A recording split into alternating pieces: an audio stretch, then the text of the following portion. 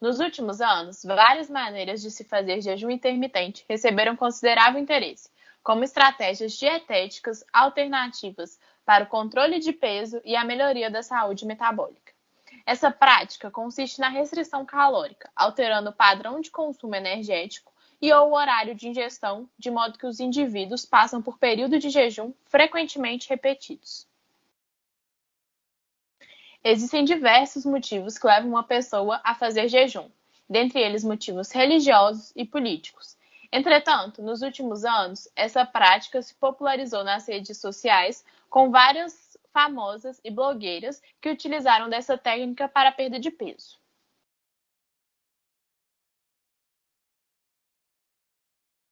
Encontramos no Instagram diversos posts recomendando essa prática e falando de seus benefícios. Mas vamos analisar de forma mais criteriosa. Será que tudo é verdade? Utilizando esse post abaixo, vamos verificar o que é fato e o que é fake. Primeiro item: o jejum intermitente é fácil de fazer? Fake. Obviamente, essa resposta depende de cada indivíduo, mas um ponto destacado na literatura científica é que a sustentabilidade a longo prazo dessa prática é questionável devido à fome persistente relatada. Segundo ponto: melhora a pele? Essa afirmação não é sustentada por nenhum artigo encontrado, logo não podemos afirmar se de fato melhora. Pode ajudar no tratamento da diabetes? Fato. Diversos artigos abordam desse potencial terapêutico do jejum, por meio de interferências no metabolismo da glicose. Acredita-se que o jejum pode melhorar o déficit de insulina e a intolerância à glicose, por um mecanismo que envolve a preservação de células pancreáticas.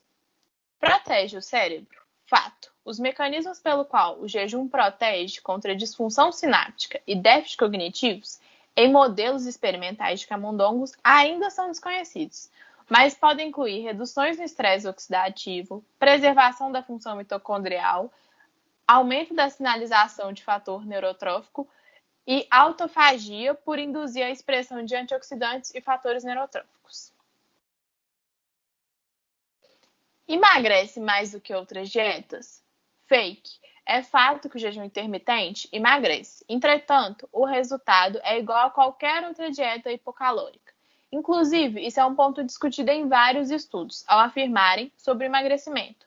Não conseguem declarar objetivamente se o emagrecimento se deve ao jejum ou à mudança na alimentação do grupo que sofreu a intervenção. Previne doenças? Fato. Já avaliamos que doenças como diabetes e até mesmo neurológicas podem se beneficiar com o jejum. Entretanto, frisamos essa informação para mostrar que o artigo ao lado avaliou inclusive o uso do jejum intermitente como uma possível ferramenta de defesa contra a Covid. Não age de forma direta, obviamente, mas o jejum está relacionado a uma melhora na imunidade. Cuidado!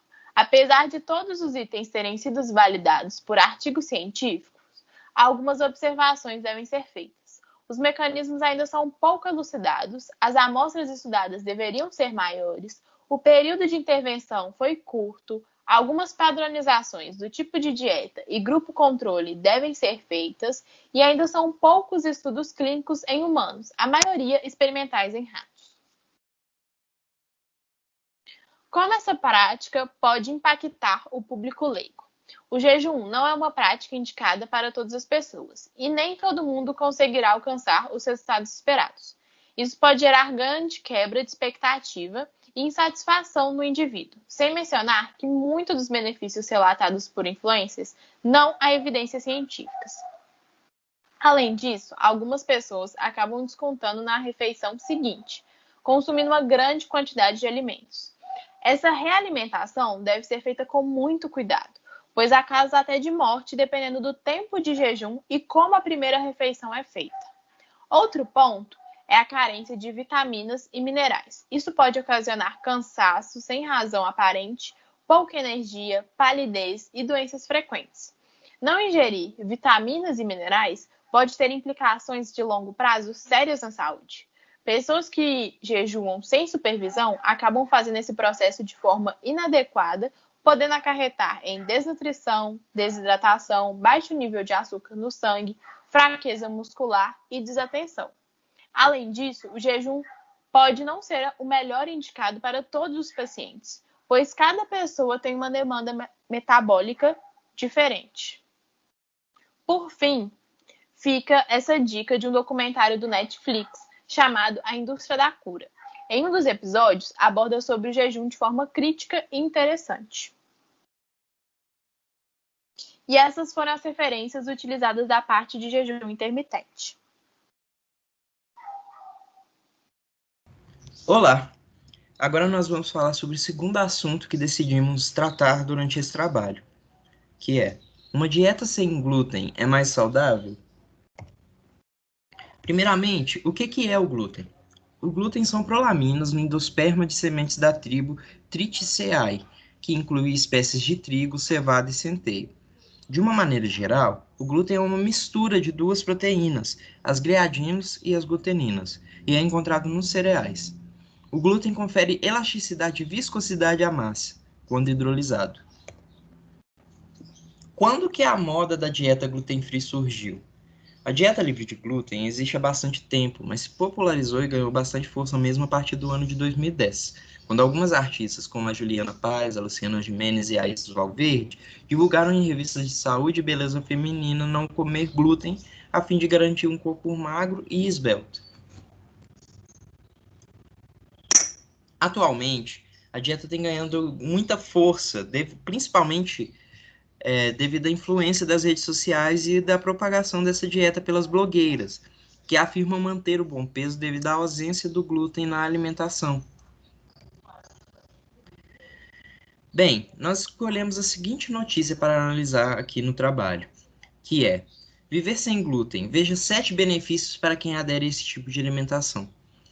Esse site, Conquiste Sua Vida, fez uma publicação apresentando 7 benefícios que se tem ao aderir uma dieta sem glúten. Mas será que essas informações são fiéis às evidências científicas e realmente houve preocupação com a saúde das pessoas?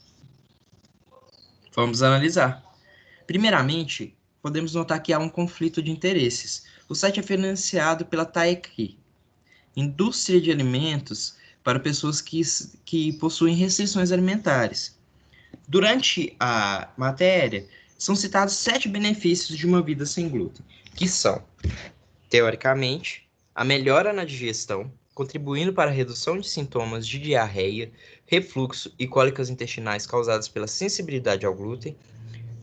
Segundo, perda de peso de forma rápida, pois a maioria dos alimentos, fontes de carboidrato, possuem glúten. Terceiro, reduz inflamações causadas por doenças autoimunes, artrites e problemas intestinais. Quarto, diminuição da fome e compulsão. Quinto, combate à obesidade.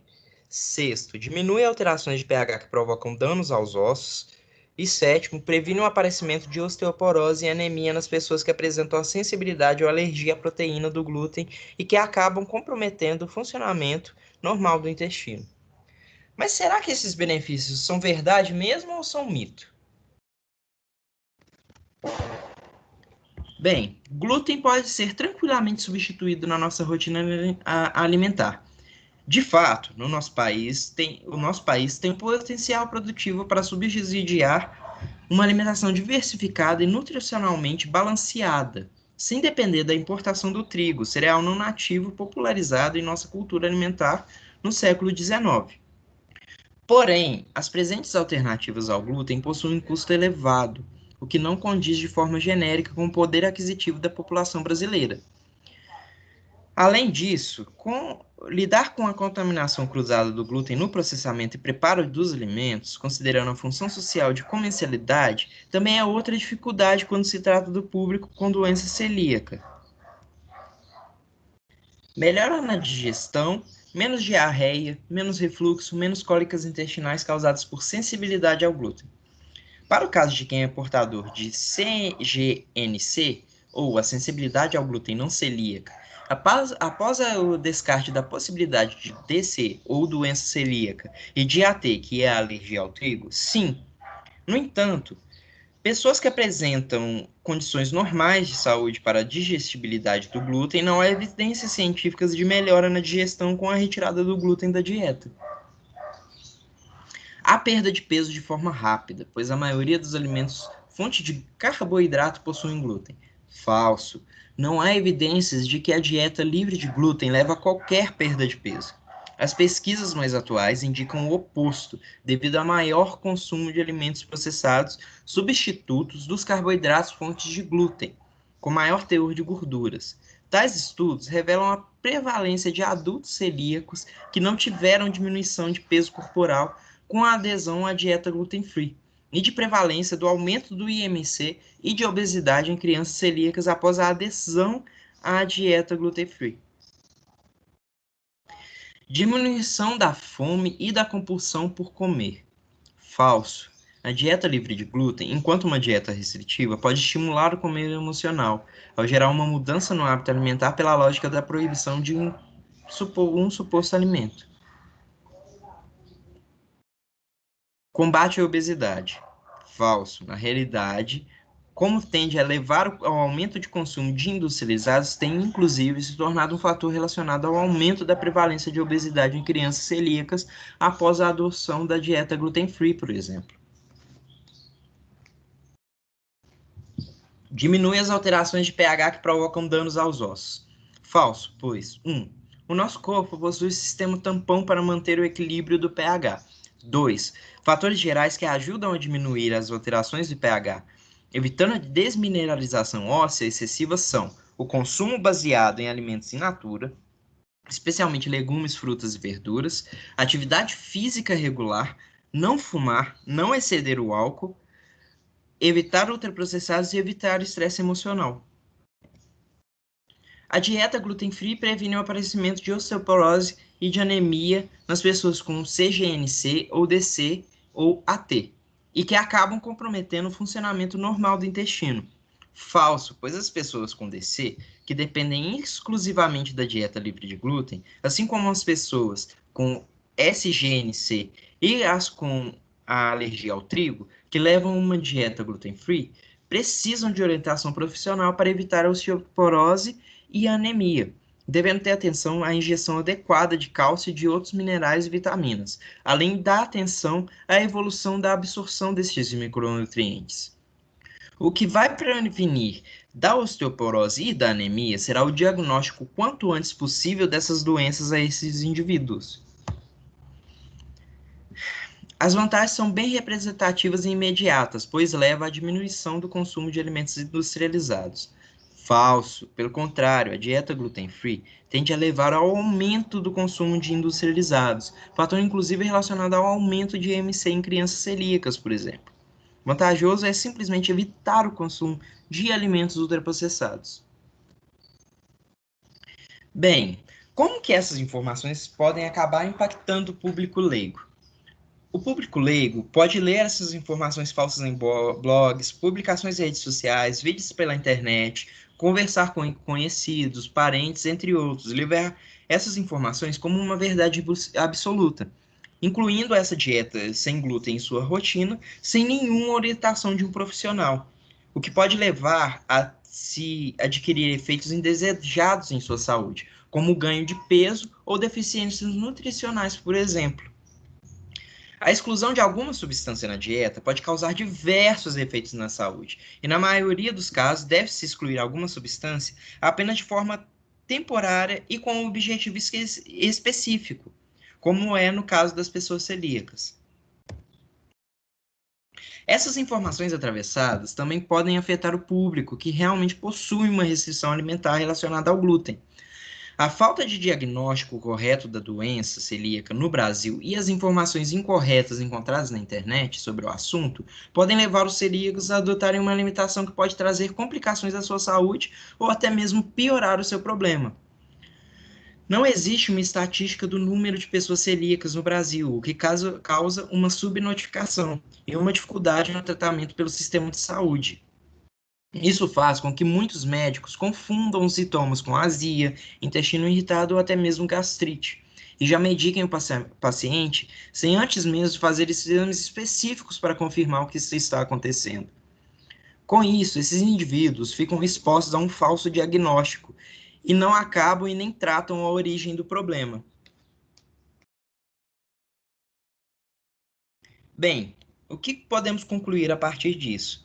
A partir das informações que lemos, buscamos e apresentamos nesse trabalho, podemos concluir que não, uma dieta sem glúten não é necessariamente mais saudável.